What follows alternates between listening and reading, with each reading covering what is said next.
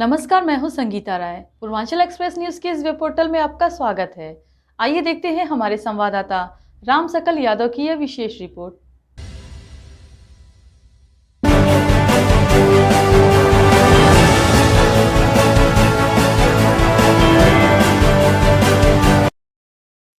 राष्ट्रवादी युवा अधिकार मंच के राष्ट्रीय अध्यक्ष शशांक शेखर सिंह पुष्कर ने अपने 5 दिवसीय दौरे के दौरान जनपद आजमगढ़ के समस्त विधानसभा क्षेत्रों में सघन जनसंपर्क करने के बाद वे मंगलवार को सिविल लाइन स्थित निरीक्षण भवन में पत्रकारों से वार्ता करते हुए कहा कि नौजवानों की भूमिका व भागीदारी सिर्फ वोट बैंक और प्रचार तंत्र तक ही सीमित रह गया है।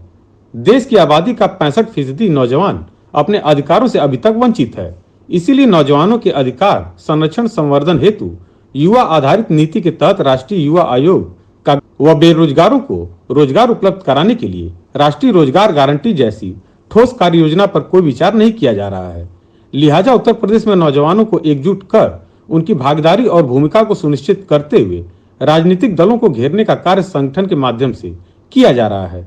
आगामी विधानसभा चुनाव में बगैर नौजवानों की कोई भी सरकार नहीं बनेगी, जिसमें राष्ट्रवादी युवा अधिकार मंच की अहम भूमिका होगी। भूमिका और भागीदारी को लेकर के राजनीतिक पार्टियां हमेशा बात तो करती हैं, लेकिन नौजवानों की भूमिका और भागीदारी है कहां? तो सिर्फ भूमिका और भागीदारी के नाम पर वोट बैंक और प्रचार तंत्र के रूप में उनका इस्तेमाल किया जाता है। यही उनकी भूमिका है। और जब अधिकारों की बात आती है, उनके संरक्षण और संवर्धन की बात होती है, तो ये पार्टियां कन्नी काट जाती हैं, एक दूसरे के ऊपर ब्लेम करती हैं। अभी आप देखेंगे कि राजनीतिक दल बेरोजगारी की बात करते हैं। जब सत्ता में होते हैं, सत्ता में जो लोग बैठे होते हैं वो कहते हैं कि रोजगार की भरमार है। फिर भी आप देख रहे हैं कि तमाम जगहों पर विरोध जारी है। सत्ता पक्ष या विपक्ष के पास कोई कार्य योजना नहीं है, न उनके पास राष्ट्रीय रोजगार गारंटी जैसी कोई योजना है, न युवाओं की अभी तक कोई नीति बन पाई है, न उनका कोई अपना राष्ट्रीय युवा आयोग का गठन हो पाया। लिहाजा देश और प्रदेश का 65% की आबादी का नौजवान आज अपने को ठगा हुआ महसूस कर रहा है, दर दर की ठोकरें खाने को मजबूर है।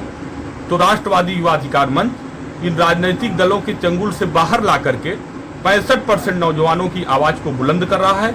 उसी क्रम में प्रेस वार्ता बुलाई है।